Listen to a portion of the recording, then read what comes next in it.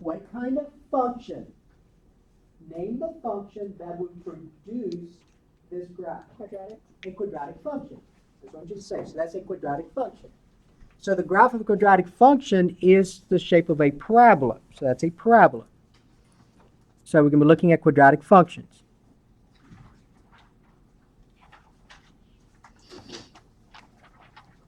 All right, now there are two different forms of quadratic functions we're going to look at. First one looks like this.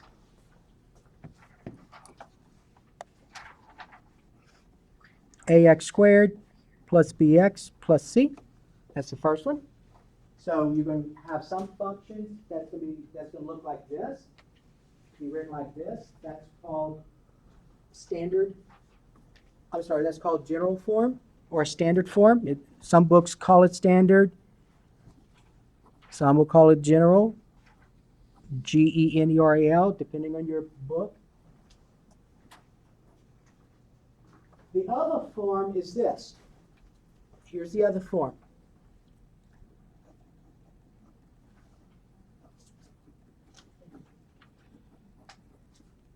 And you remember when we did the Desmos earlier, and I graphed one that looked like that? Remember that? Mm-hmm. Okay. So the second one, f of x equal a times x minus h squared plus k. And then I asked you a question dealing with it. I said, when we did it earlier, I said, what was the vertex? And so we could easily determine what the vertex was when it was in that form. So that's called the vertex form. So this is called the vertex form. This is called the vertex form because it's written in you can easily find the vertex. It's written in vertex form. You can easily find the vertex. What's the vertex here? Read what letters? HK. Good. HK. HK. Remember x minus, right? Just like that circle. X minus h squared plus y minus k squared equals r squared. Just like with a circle. So the vertex is h comma k. All right. So if it's written in vertex form, you can easily determine the vertex. That first equation, you can't look at it right away and determine what the vertex is. Other things you got to do. All right. Now, so a quadratic equation, a quadratic function will have these forms, one of these forms. But the graph is a parabola. And notice that in this parabola here, there is a low point. Y'all see that low point? The low point is what point? And what is that point called? Looking for a word. It's the vertex. That's called the vertex. So this right here would be the vertex. And the vertex is a minimum. Minimum. So if the parabola opens up, my vertex is a minimum. If you turn the page, this parabola opens down. My vertex is a maximum. So that would be a maximum point. So, and what is your vertex though over here? It's negative 2, 4. And that's a maximum point. Because it's the highest point on the graph, right? That's the maximum point. Now notice, stay on this page, we said that this parabola opens down, right? Parabola opens down. And on the back page, if you flip, we said the parabola opens up. Now, when we talked about Desmos earlier, what made the parabola open up versus what makes it open down? Leading negative coefficient. Okay, what letter though? Which of these letters? A. A determines whether a parabola opens up or down. It is A, not B, not C, not K, not H. It is what? A. So A determines if the parabola opens up or down.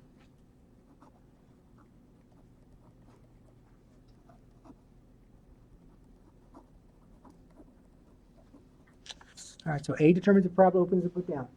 If A is negative, and notice I'm writing as A is less than 0. If A is less than 0, the parabola opens down.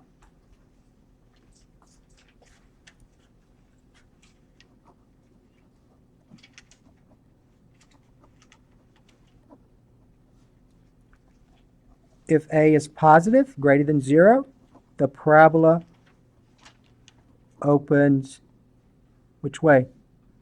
Up.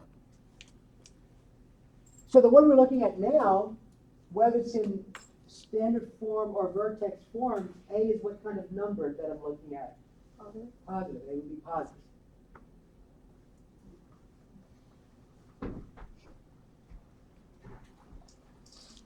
Okay. Now, notice that I strictly said A is less than 0, or I said A is greater than 0. Why did I say that A can be 0? Because it means if you distribute everything else will be 0. Okay, that's not really telling me why, though. Why can't it be 0? Why can't A be 0? Doing what? It wouldn't be a problem. What would it be if A was 0? For example. Okay, so you're on the right track. So let me go ahead and do this here. So if I had, if I'm looking at this quadratic function, and let's say A was 0, right? If A is 0, then this term goes away, correct? So you get y equals bx plus c. Y'all agree? Yes. What kind of graph is that? It's a linear equation. So if A is 0, you wouldn't have a quadratic function anymore. You have what kind of function? Linear. So that's why we can't let A be 0. Because if A is 0, you have a linear function, not quadratic. You understand why not when you look at all these problems, if it's quadratic, A is never 0. B can be 0, C can be 0. Because look, y equal 2x squared plus 7. Is that still quadratic? Yeah. What's B in this case? 7. No, No, no, no, no, no, 2 no, at no, 2 no, no. squared. No, okay. The coefficient of x squared is what letter? A. The coefficient of x is what letter? B. Your constant is what letter? C. I'm going to ask you again. Look at this. What's missing? The bx. So what's b in this case? 0. Hey, thank you. So b is 0. But it's still quadratic, right? Can c be 0? Yes. So I could have something like this. 2x squared plus 8x. What's your constant? 0. But it's still quadratic. You just can't have which letter being 0. A. A cannot be 0 because then it will be linear. If A is 0, this is linear. Okay? All right. So you'll notice that in some of the graphs that you're going to deal with, in some of the quadratic functions, some may have 2 terms that look like this, may look like this, or they could have all 3 terms. But notice in every one there is an x squared, though. Okay? All right. Now, let's kind of review something that you've had before. I think it may have been on test 1. What is the domain of this function? Negative infinity, infinity. Negative, positive infinity, right? In fact, both of them, right?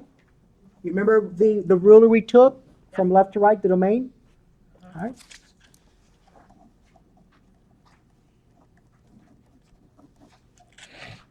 And on both sides. Domain be negative infinity, positive infinity on both sides.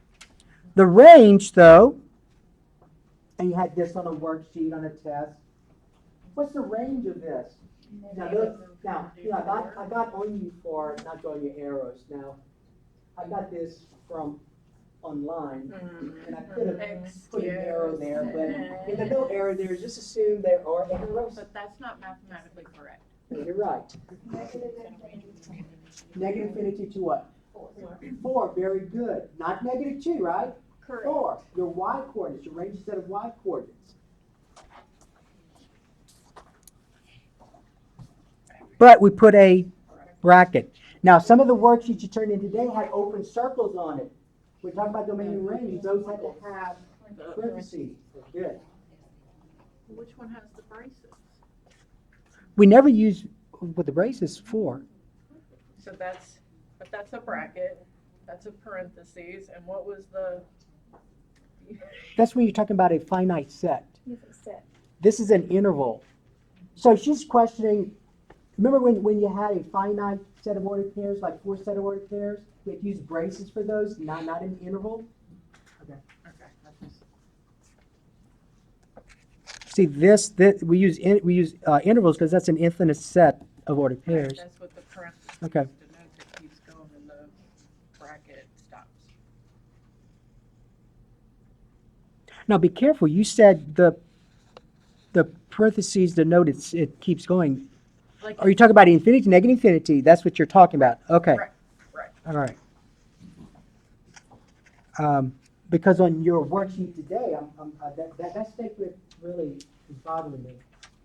On your worksheet, I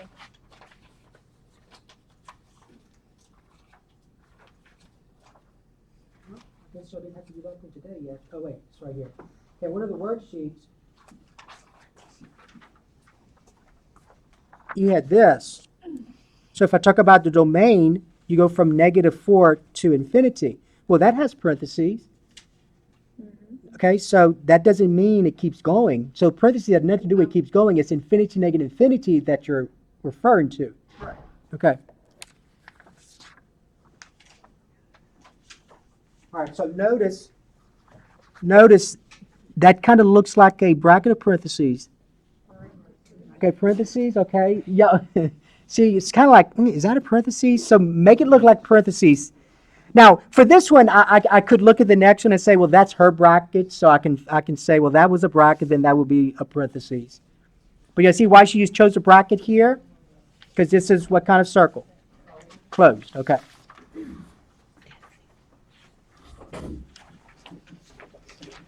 Well, I'm thinking of when we were in 98. Okay. And we were doing the set notation, interval notations, and If you okay, had I'm more than done. 1 point at a time, then you would still put it in a set or something. If they were like point, that's 3, 4, All right. 5, 8. There was a thing that I memorized that kind of helped me do it. And I Okay. don't like the memorization. All right.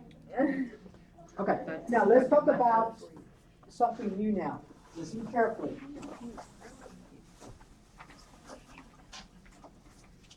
One of the things you have to be able to do is determine where a function is increasing, where a function is decreasing. Okay? Where a function is increasing, where a function is decreasing.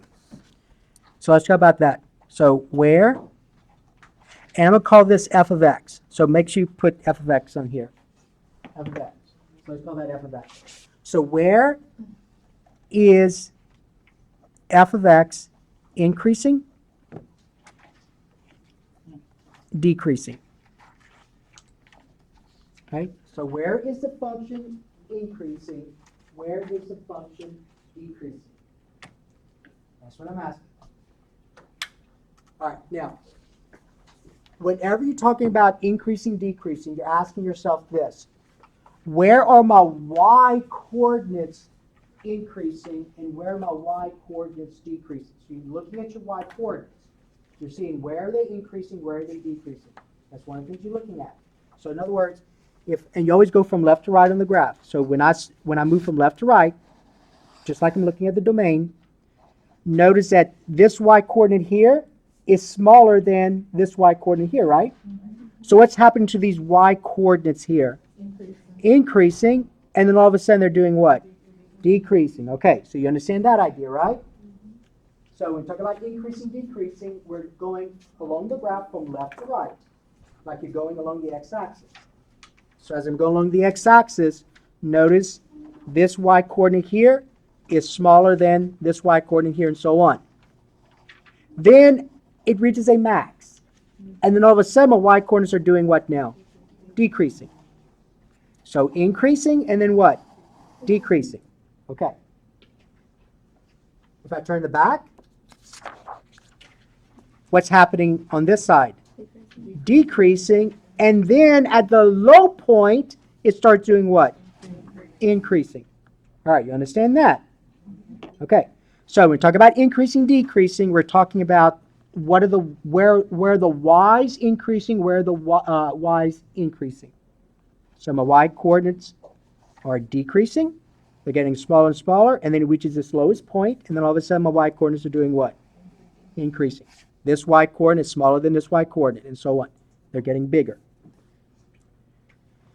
Okay, now when we answer the question, though, notice when I went this way, when I talked about increasing, decreasing, I went this way. I'm going across which axis? The x-axis. Okay?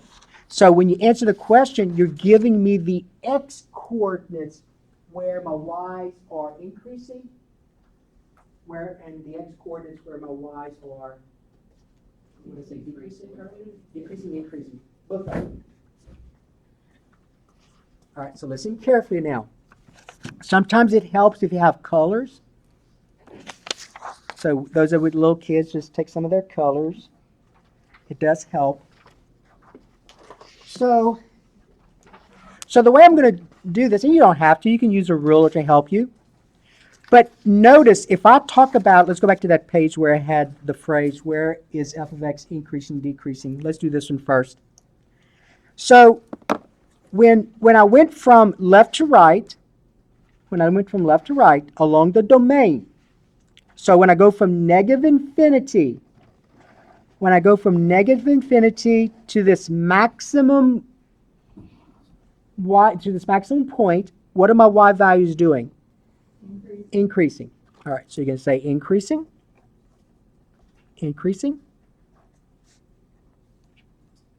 from or in. Let's just put the word in. Increasing in.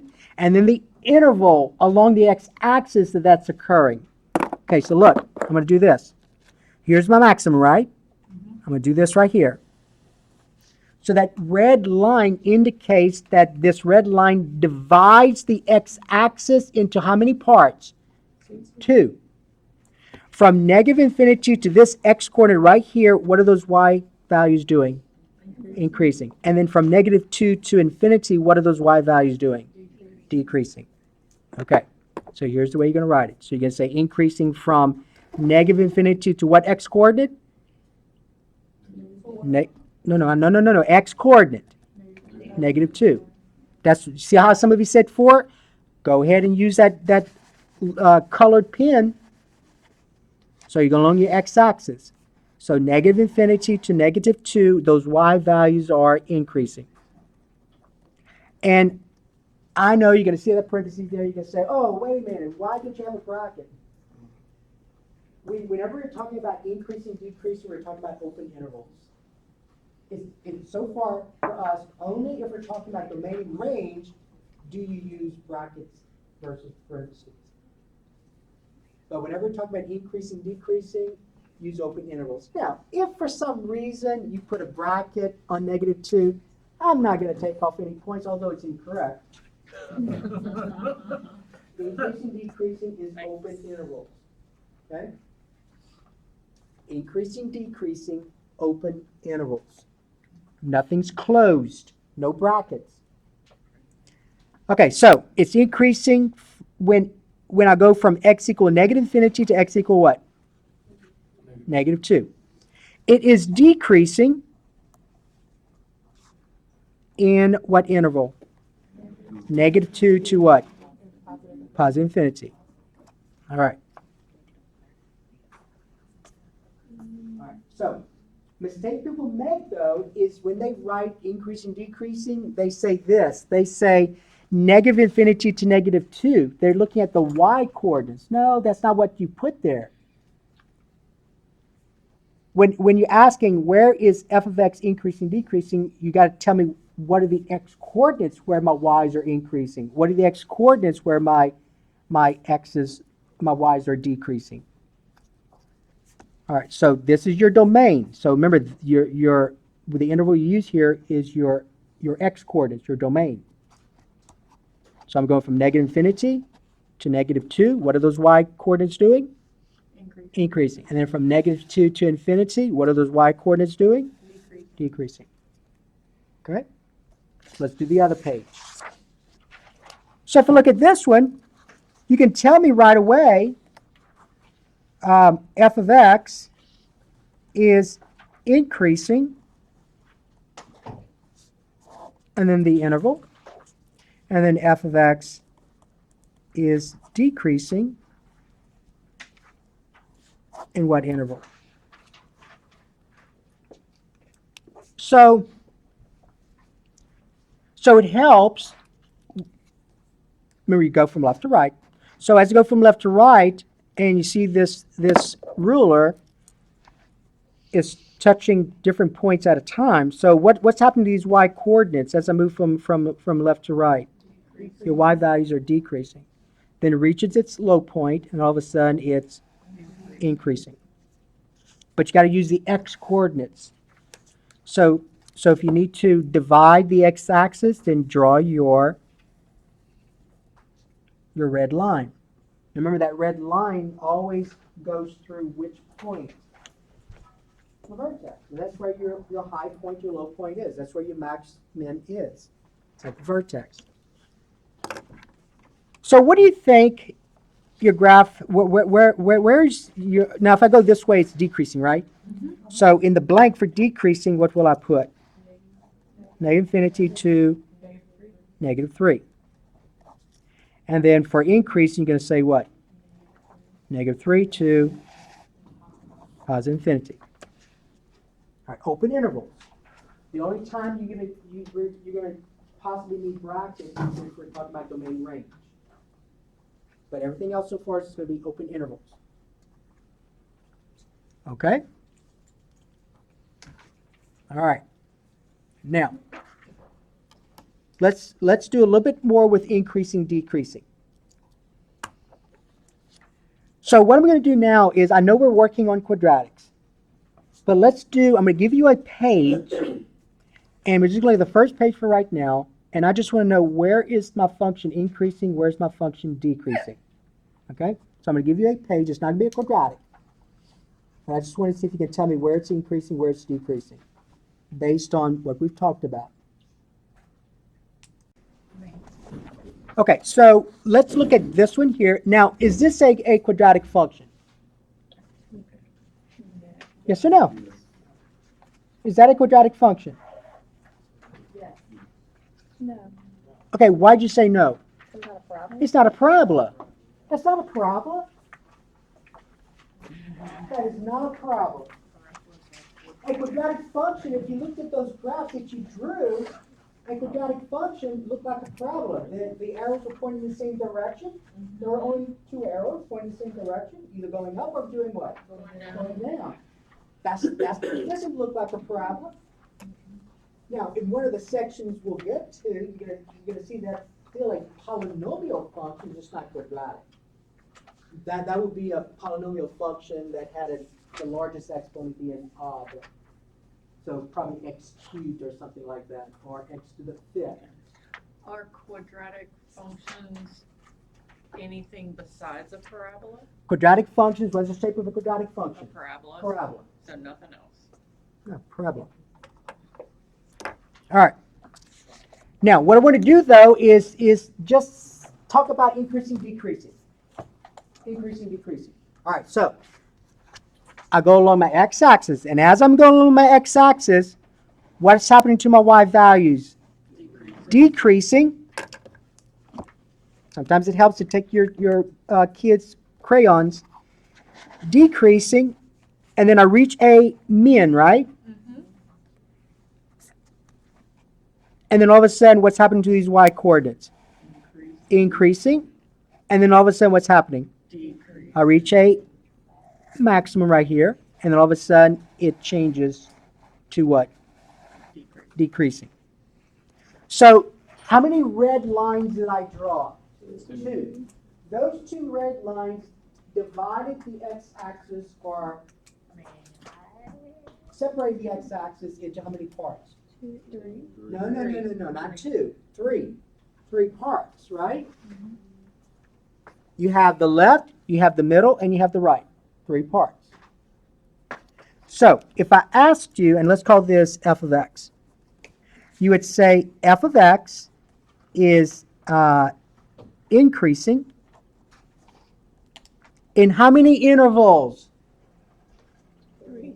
No. Okay, you're telling me that f of x is increasing everywhere? 1 interval.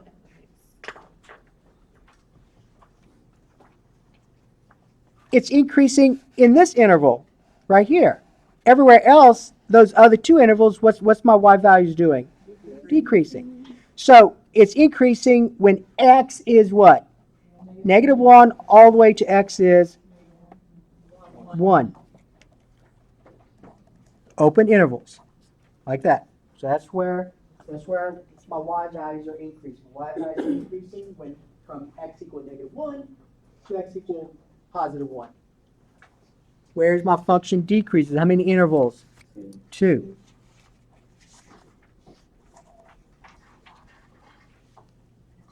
Okay, so you're going to say where though? No. Negative infinity all the way to what? -1. Remember your domain. Negative infinity all the way to -1. Negative infinity, -1. And then the other one, I'm going to leave some space here. I'm going to talk about that space. And then where's it also decreasing? From 1 to what? Infinity. Okay, how many intervals? 2. Now, my math lab, this part's going to be in a section that doesn't deal with quadratics. But in my math lab, I see how you have 2 intervals here.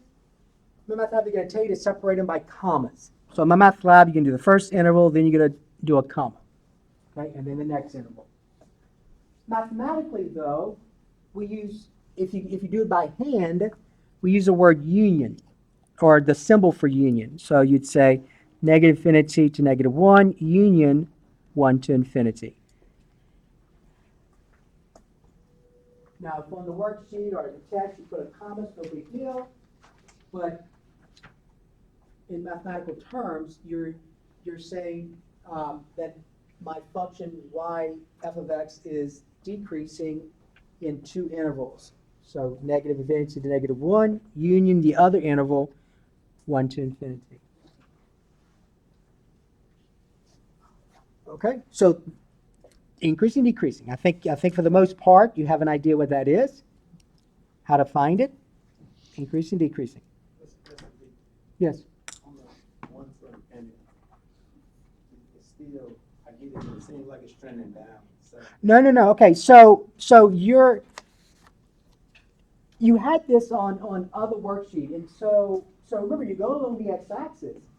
You're not, just because this is going down doesn't mean that you're saying it's from 1 to negative infinity. You're looking at your x-axis. So from x equal negative infinity to x equal -1, my y value is doing what? yeah, okay. Decreasing. And then from -1 to 1, your y values are increasing. And then from 1 to positive infinity, Yeah. say 1 million, 2 million, 3 million, and so on. What are my y values doing? Increase. Decreasing. But the increase is on the x-axis. Okay, no, I asked you, what are my y values doing? Your x's are increasing throughout. Okay. See, as I go from left to right, you agree that my x values are increasing, right? But what are my y values doing? Well, they're decreasing, then all of a sudden they're increasing, and then all of a sudden they're decreasing. But whenever you write the intervals, you write your x coordinates. And whenever you write an interval, you go from smallest to largest. Okay? All right, so go ahead and take that off. And now let's go back to the quadratics. Now, make sure you bring that with you next time, because I may not have any extra ones. Okay. Now, so we've talked about what makes the parabola open up, which is the coefficient of x squared, so in this case, a. And we talked about how to determine if a quadratic function, where a quadratic function is increasing, decreasing. All right, now let's actually start looking at some of the graphs. I think that's all we need to talk about at that point, except now we're going to start graphing.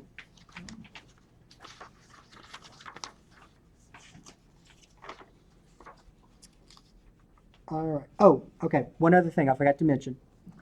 So remember where I drew this red line right here? And do y'all kind of see that this red line went right through the middle of the parabola? You see this? So in other words, I want you to look at this. The distance from here to the parabola is the same as the distance from here to the left side. You see that? No matter where you are, the distance from here to the parabola is the same as distance from here to the other side. You see that? So this is 1 unit, this is 1 unit. If this is 4 units, then this is what? 4 units. You're going to use that idea to help you graph these parabolas, by the way. This red line, although we don't have it shaded like that, the red line's called an axis of symmetry. So the axis of symmetry. So I'm going to go ahead and draw another parabola.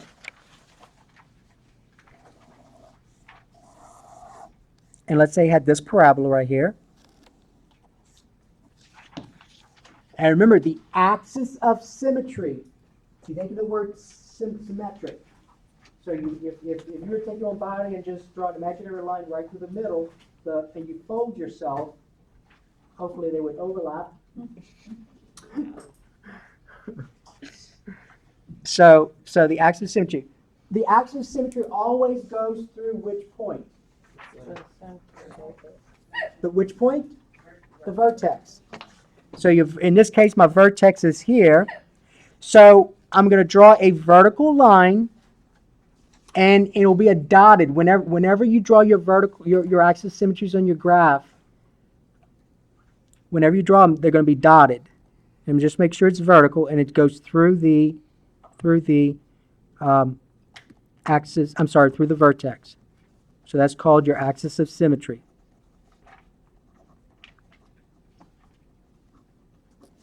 Called your axis of symmetry. And it's supposed to, you use that axis of symmetry to help you to graph a better looking parabola. But that axis of symmetry divides the parabola into 2 equal parts. So if you were to fold this paper along the axis of symmetry, those 2 pieces here would overlap. Now, the axis of symmetry, is that a horizontal or a vertical line? It's a vertical line. So you can actually tell me the equation of the axis of symmetry. Whenever you're dealing with a vertical line, what variable is missing? Y. Y is missing. So I'm going to ask you,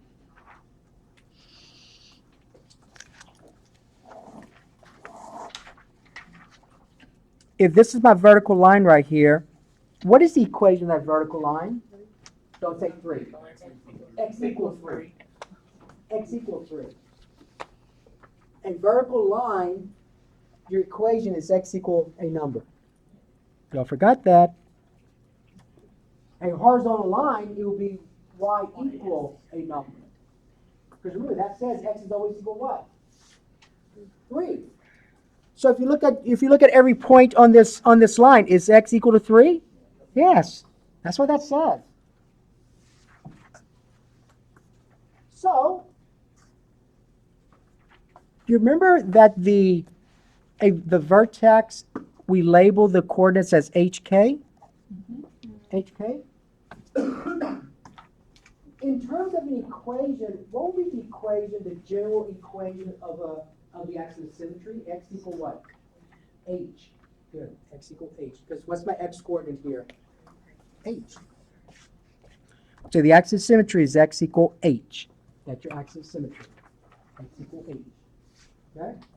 So it's x equal the x coordinate of the vertex. That's the axis of symmetry. All right, now. Okay, so let's start looking now at this idea.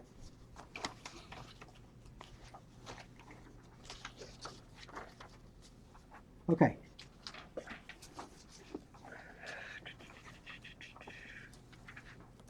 All right, so first of all, write down this one, and then I'll tell you what the directions are. All right, write this down. So f of x equal 2 times x minus 3 squared plus 4. Okay?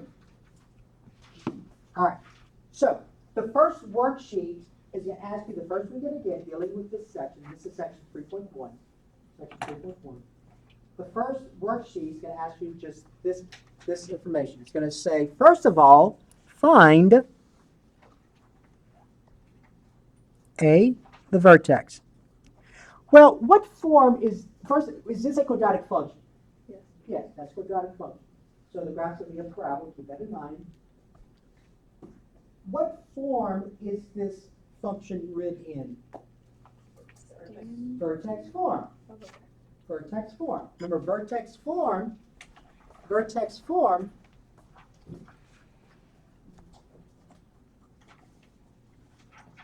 is where you have f of x equal a times x minus h squared plus k, right? That looks like it's in that form to me. When it's in vertex form, you can easily tell me what the vertex is without looking at the graph. What's the vertex? 3, 4. I'm glad you didn't say negative 3, 4. I would have had a fit right here. And remember, the vertex is a point. Now, there's one of you that keeps putting your points in braces. A point, you got to write it as a point. A point has parentheses, right? Mm-hmm. Okay. A vertex is a point. A point, use parentheses. All right. B, axis of symmetry. Do you need the graph to determine the axis of symmetry? No, you do not. You know what the axis of symmetry is. What is it? Oh, you're missing something. X equal 3. You're going to be very upset with me. You're going to be wanting to know where I live because you'll be so upset with me if you just put 3. Okay? X equal 3. Not just 3. The axis of symmetry is a line, although we denote it as a dotted line. It's a line. So you got to name the equation. Okay, so then let's say you want to ask this question now. Does the parabola, or I'm going to just say f of x, does f of x open, up, or down? It opens up. Why does it open up? Because A, and what's A in this case? Positive. 2 is positive. It opens up since A is positive.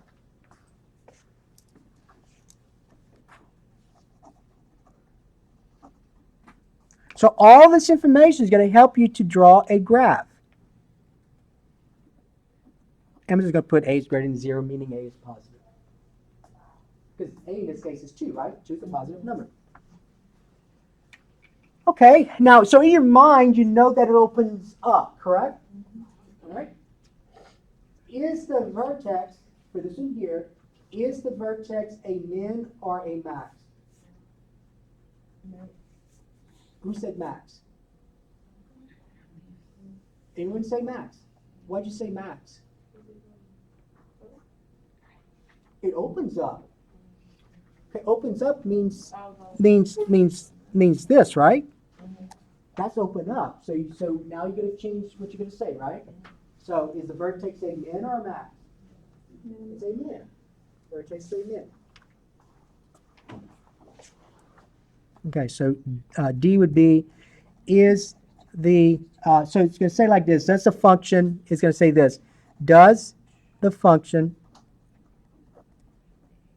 have a min or a maximum value? Okay, let me finish this. Does the function have a min or a maximum value? And what is the min maximum value? All right, so write that down, and we're going to find out how to answer that question. So I think a specific way to answer that question. So does the function have a minimum or a maximum value? And what is that minimum or maximum value? So in number 1, do I have a minimum or a maximum value? It's a minimum. Because my vertex, your minimum or maximum occurs at the vertex. The vertex, since it opens up, you know you're going to have a minimum point at the vertex. So you're going to say answer, minimum value.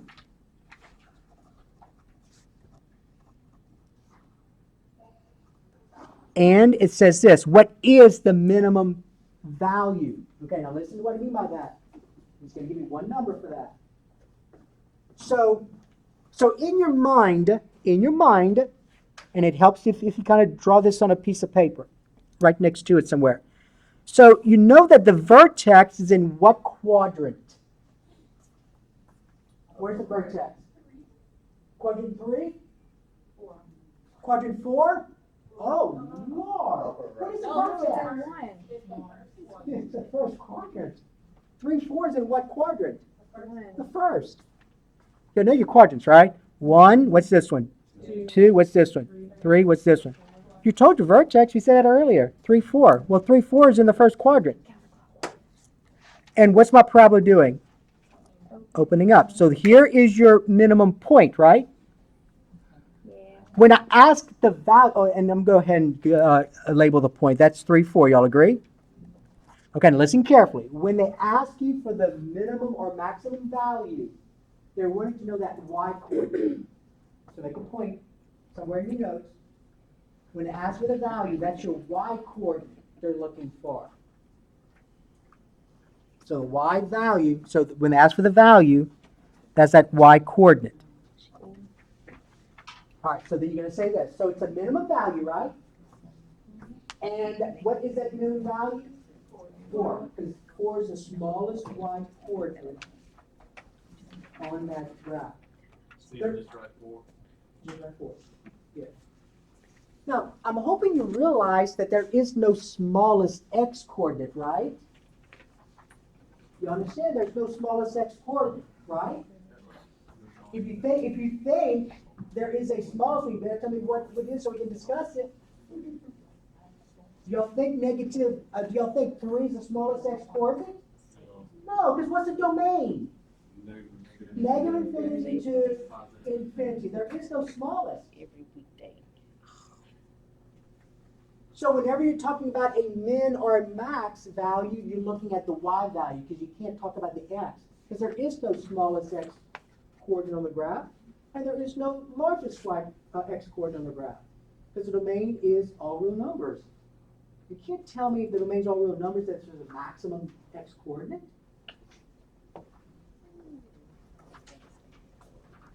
Okay, so the minimum value, it's a minimum value and occurs, ACCURS, at, or is, let's just say, and you can write like this, minimum value is,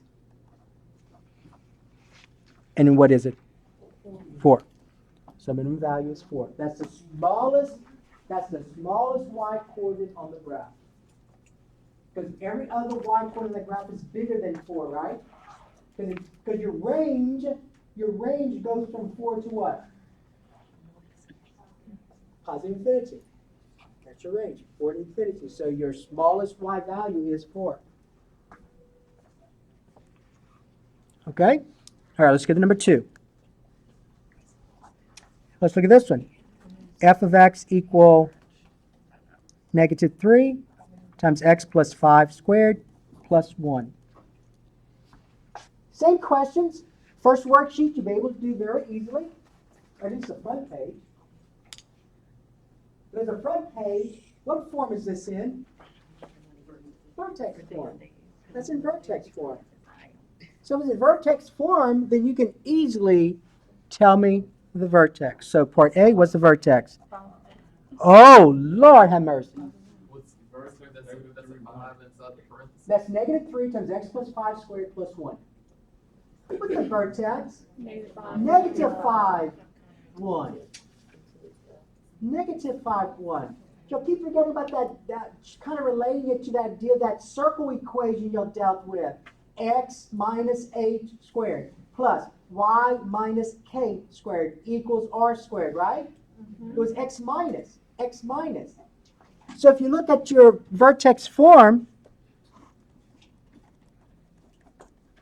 x minus 8 squared plus k, I can write x plus 5 as x minus a what? Negative 5. So what's h? That's the same thing you did when you did the circles. That's what I asked you to do. Think of it as x minus a number. If you had something like x plus 5 or x plus 3 squared. So now tell me what the vertex is again. Negative 5, 1. Don't miss a vertex. If you miss a vertex, then when you start graphing these, then you're going to get a lot of wrong issues with your graph. Because if your vertex is incorrect, then the next thing you tell me, the axis of symmetry, that's going to be incorrect. Now, I'll be honest with you. If you're consistent with your errors, I'll give you credit for it. So in other words, let's suppose you messed up with the vertex, but you used the wrong answer to answer the vertex, to answer the axis of symmetry. So let's say you said the vertex was 5, 1, and then you tell me the axis of symmetry is x equal 5. Well, that's true. You understand what axis of symmetry is. I'll give you that. So I'll give you those points because you're using the wrong information. But you understand what the axis of symmetry is. Okay? But that's not the correct answer based on our problem. What is the axis of symmetry? X equal negative 5. Don't say negative 5. We already had the discussion.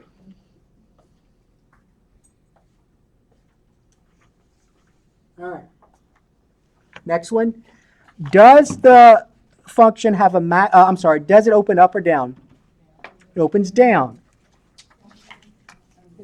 Because a is negative. What's a in this case? Negative 3.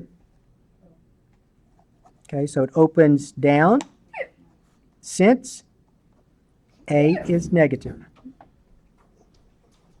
And then D, does the function have a max or a min?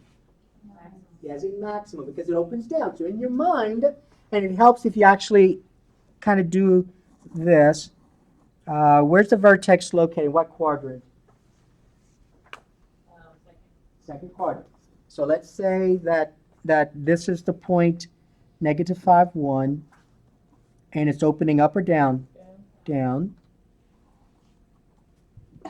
And so does it have a maximum or a minimum value? Maximum, because the vertex is a maximum point. What is that maximum value? 1, good. 1. It's your y coordinate. You're not going to say x because the x, your domain's all real numbers. There is no smallest x coordinate, no largest x coordinate. So for D, you're going to say it's a maximum value, and the value is 1. Okay? All right. So let's go ahead and take 5, quickly take 5, and then we'll look at the back page of that worksheet.